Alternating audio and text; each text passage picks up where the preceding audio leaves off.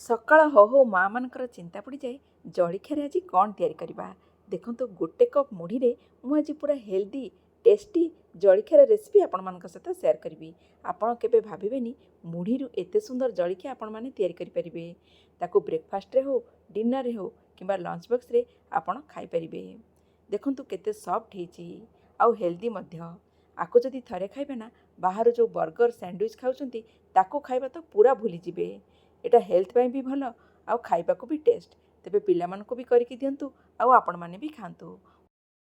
ମୁଁ ସସ୍ମିତା ଆପଣମାନଙ୍କୁ ସ୍ୱାଗତ କରୁଛି ମୋର ୟୁଟ୍ୟୁବ୍ ଚ୍ୟାନେଲ୍ ସସ୍ମିତା ମହାନ୍ତି ଓଡ଼ିଆ ରୋଷେଇରେ।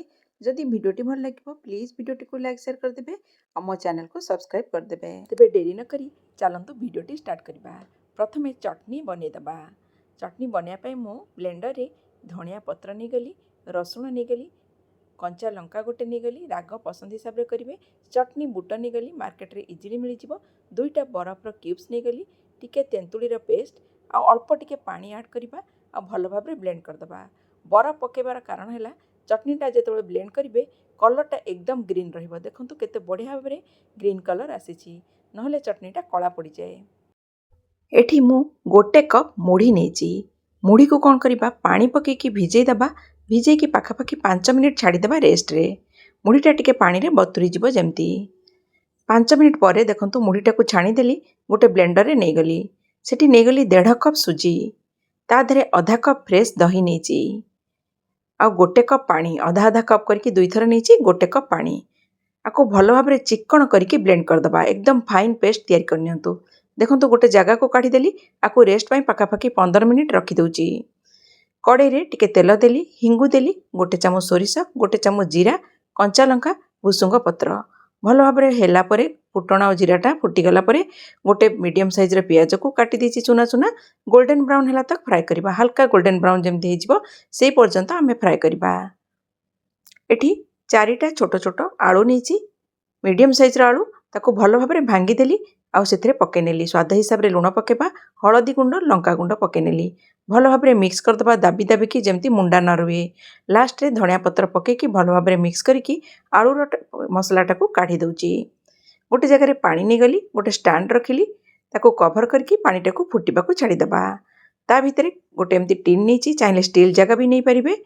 ଭଲ ଭାବରେ ତେଲ ଲଗାଇଦେଲି, ସାଇଡ଼ରେ ରଖିଦେଲି। ଏଠି ମୁଁ କ'ଣ କରିଛି ଦେଖନ୍ତୁ, ଯେଉଁ ବଟରଟା 15 ମିନିଟ୍ ହେଇଗଲାଣି, ସେଥିରେ ଲୁଣ ପକାଇଦେବା ଆଉ ଭଲ ଭାବରେ ଗୋଳେଇ ଦେବା।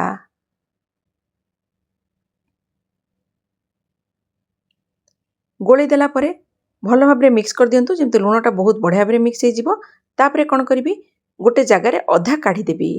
ଅଧା ବଟରକୁ କାଢ଼ିଦେବା ଆଉ ଗୋଟେ ଜାଗାରେ ଅଧା ରଖିବା। କାହିଁକିନା ଏଇ ଷ୍ଟେଜ୍ରେ ମୁଁ ଇନୋ ମିଶାଇବି। ଯଦି ଏକା ସାଙ୍ଗରେ ମିଶାଇ ଦେବି ତାହେଲେ ସେଇଟା ଖରାପ ହେଇଯିବ ବଟରଟା। ତେଣୁ ଏମିତି ଗ୍ରୀନ୍ କଲର୍ ଇନୋ ନେଇଛି, ହାଫ୍ ଟିସ୍ପୁନ୍ ପକାଇଦେଲି। ସେଥିରେ 1 ଟିସ୍ପୁନ୍ ଥାଏ, ହାଫ୍ ଟିସ୍ପୁନ୍ ପକାଇଦେଲି ଆଉ ହାଫ୍ ଟିସ୍ପୁନ୍ ରଖିଲି। ଇନୋ ଉପରେ ଟିକେ ପାଣି ପକାଇଦେବା ଆଉ ଭଲ ଭାବରେ ମିକ୍ସ କରିଦେବା। ଦେଖନ୍ତୁ ବଢ଼ିଆ ଭାବରେ ମିକ୍ସ କରିଦେବେ ଆଉ ପାଣି ଦେବେ, ଯେମିତି ବଟରଟା ବେଶୀ ଗାଢ଼ା ବି ହେବନି ଆଉ ପାଣି ବି ହେବନି। ତାକୁ ଏମିତି ଟିନ୍ରେ ପକାଇଦେଲି। ପକାଇଲା ପରେ ଯେଉଁ ପାଣିଟାକୁ ଗରମ କରିକି ରଖିଥିଲି ତା ଭିତରେ ଏଇଟାକୁ ରଖିଦେବା। କଭର କରିକି ପାଖାପାଖି 2ରୁ 3 ମିନିଟ୍ ପାଇଁ ଛାଡ଼ିଦେବା, ଯେମିତି ଉପରଟା ଟିକେ ମାନେ ହାର୍ଡ଼ ହେଇଯିବ, ପାଣି ପାଣି ରହିବନି ସେ ପର୍ଯ୍ୟନ୍ତ କରିବା। ପାଖାପାଖି 2-3 ମିନିଟ୍ ଭିତରେ ହେଇଯିବ। ଦେଖନ୍ତୁ ଦେଖନ୍ତୁ ଏଇଟା ବଢ଼ିଆ ଭାବରେ ଉପର ପର୍ସନଟା ହେଇଗଲାଣି। ଏଇ ଷ୍ଟେଜ୍ରେ ଆକୁ ମୁଁ କାଢ଼ି ଦେଉଛି। କଡ଼େଇରେ ଟିକେ ପାଣି କମିଯାଇଛି, ଆଉ ଟିକେ ପାଣି ଦେଇକି ଗରମ କରିବାକୁ ବସାଇଦେଲି। ତା ଉପରେ ଯେଉଁ ଆଳୁର ମସଲାଟା କରିଥିଲି ତା ଉପରେ ତାକୁ ଦେବା। ଆଳୁର ମସଲାଟା ଏଥିପାଇଁ ଦେଲି, ଯେତେବେଳେ ଟିକେ ଆମେ ଷ୍ଟିମ୍ କରିଦେବା ତାହେଲେ ଆଳୁର ମସଲାଟା ଦେବାକୁ ଆମକୁ ଇଜି ହେବ। ସେଥିପାଇଁ ଆଳୁର ମସଲାଟା ଦେବା ପାଇଁ ମୁଁ ଟିକେ ସମୟ ଷ୍ଟିମ୍ କରିଦେଲି। ତା ଉପରେ ଆଳୁର ମସଲା ଦେଲା ପରେ ଆଉ ଯେଉଁ ଅଧା ରଖିଥିଲି ତା ଦେହରେ ସେଇ ଅଧା ଚାମଚ ଇନୋ ପକାଇଦେଲି। ତା ଉପରେ ଟିକେ ପାଣି ପକାଇ ନେବା, ଅଳ୍ପ ଟିକେ ଏକ୍ସଟ୍ରା ପାଣି ଦେଉଛି। ଭଲ ଭାବରେ ମିକ୍ସ କରିଦେବା। ଦେଖନ୍ତୁ ବଢ଼ିଆ ଭାବରେ ମିକ୍ସ କଲା ପରେ ଆମେ ଏଇ ପୋର୍ସନଟାକୁ ତାରି ଉପରେ ଢାଳିବା। ତା ଉପରେ ଟିକେ ଲଙ୍କା ଗୁଣ୍ଡ ମୁଁ ଛିଞ୍ଚି ଦେଉଛି। ଏଟାକୁ ନେଇକି ଷ୍ଟିମର ଦେହରେ ଏମିତି ରଖିଦେବା।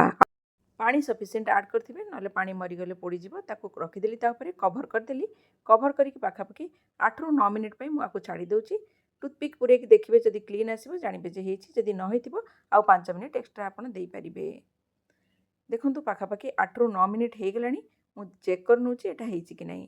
चेक करने चामच पछपटे हो कि छुरी भी करेंगे। ये टूथपिक देखो चेक कली पूरा क्लीन आसूची। एटा हो जाए गैस फ्लेम को बंद करदेवी आउ काढ़ी कहीं एत गरम अच्छी एना काढ़ी हेनी। टिके ठंडा हो जाऊ तापर आम आपको काढ़ा। ठंडा है गोटे जगह को काढ़ी दीची। एटा आहरी पूरा ठंडा हवा को छाड़ी दूची। गरम थी अवस्था बिल्कुल काढ़ेनि। पूरा ठंडा हो गला देखूँ एमती छुरी साइज साइड्रु छड़ेदेली। गोटे प्लेट नहीं कि एमती उल्टे दूची देखूँ ऊपर एमती बाड़ीदेले एटा आपे आपे भारी आसब। ठंडा है पर बाहर करेंगे। बिल्कुल गरम थी अवस्था बाहर करेंगे। देखूँ केते बढ़िया भाव सफ्ट आउ स्पंजी होती जलखिया। थरे जदि या खातु ना बार बार निश्चिंत भाव में आपड़ करके खावा इच्छा करेंगे। और पिला मानक जदि देबे देखिए से खाई केते खुशी हेबे। निश्चिंत भाव में यहाँ समस्त को टेस्ट लगे। थरे ट्राए करूँ केते सफ्ट होती देखूँ पाखर देखी दूची और स्पंजी भी केते बढ़िया होती। आ सांगे ग्रीन चटनी जो बनी ता सांगे सर्व करूँ। चटनी जदि न बनी पारे सेमती भी यहाँ खाली टेस्ट लगे कि आपणकर पसंदीदा तरकारी सांगे भी आपको खाई पारे।